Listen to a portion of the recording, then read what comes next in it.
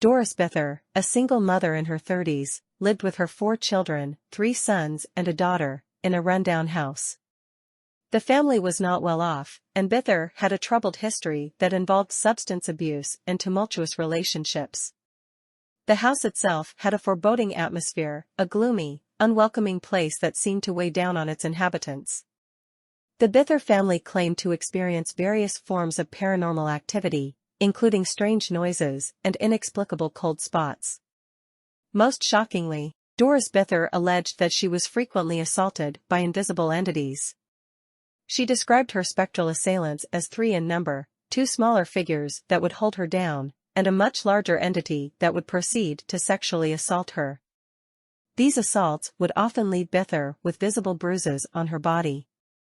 Paranormal investigators Barry Taff and Carrie Gaynor learned about Doris Bither during a lecture they were giving at a local bookstore. Intrigued by her story, they decided to investigate her claims. We ran in there, she shouted out, "It's over in the corner." We fired our Polaroid camera in the direction that she said. Armed with then state-of-the-art cameras, voice recorders, and other equipment, they initiated their inquiry. Barry Taff holds a doctorate in psychophysiology with a minor in biomedical engineering and is a parapsychologist. He has been involved in numerous paranormal investigations and has written extensively on the subject. Taff gained fame for his involvement in several high-profile paranormal cases, and he has often been consulted by the media for his expertise. Carrie Gaynor, like Taff, has a background in psychology and parapsychology.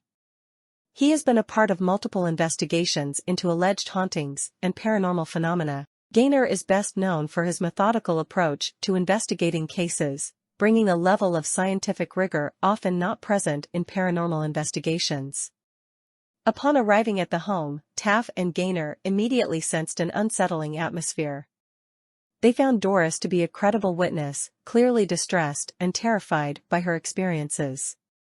Both investigators reported feeling a significant drop in temperature during their initial walkthrough of the home, even before they had set up their equipment. For several weeks, Taff, Gaynor, and their team spent nights in the Bither home, hoping to document the alleged phenomena. On one occasion, they reported witnessing a mysterious green mist materializing in the room, descending from the ceiling, and appearing to coalesce into a humanoid form. The picture came out bleached out white completely. She shouted out again, "It's in the corner." Again we fired our camera and it was bleached out completely. Although numerous photos were taken during this event, none successfully captured the figure. Instead, they came out either blurred or empty. I thought the camera was just malfunctioning. I waited till she said it was gone and I took 2 control pictures. Perfectly normal pictures. Several individuals, aside from Taff and Gaynor, claimed to have witnessed these strange occurrences. However, like the investigators, they were unable to produce tangible evidence to substantiate their experiences. Eyewitness testimony varied from accounts of poltergeist activity, objects moving or flying across rooms, to the unnerving green mist that seemed to have a life of its own. The lack of concrete evidence led some to question the validity of the case.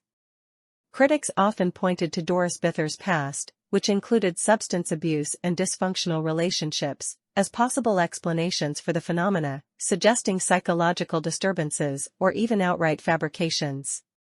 However, the investigators themselves, despite acknowledging the complications and challenges of the case, maintained that they had experienced phenomena they couldn't explain. Doris Bither eventually moved from the house in Culver City, reporting that the paranormal attacks diminished but never entirely ceased. She led a life away from the public eye and passed away in 1999. To date, the story remains one of the most puzzling and debated cases in paranormal research. The case inspired a 1982 horror film called The Entity, as well as several books and documentaries. The discussions around it serve as a microcosm of the larger debate between skeptics and believers in paranormal phenomena. While some view it as one of the most compelling cases of supernatural activity, others see it as a complex tangle of psychological, environmental, and perhaps even socio-cultural factors. Over the years, the Doris Bither case has undergone renewed scrutiny, attracting a new generation of paranormal researchers and skeptics alike. Many have tried to recreate the original investigation, utilizing more advanced technologies such as thermal imaging cameras and electromagnetic field meters. Despite these efforts, the elusive phenomena have never been recaptured or scientifically documented. No definitive conclusion has ever been reached regarding the Doris Bither case.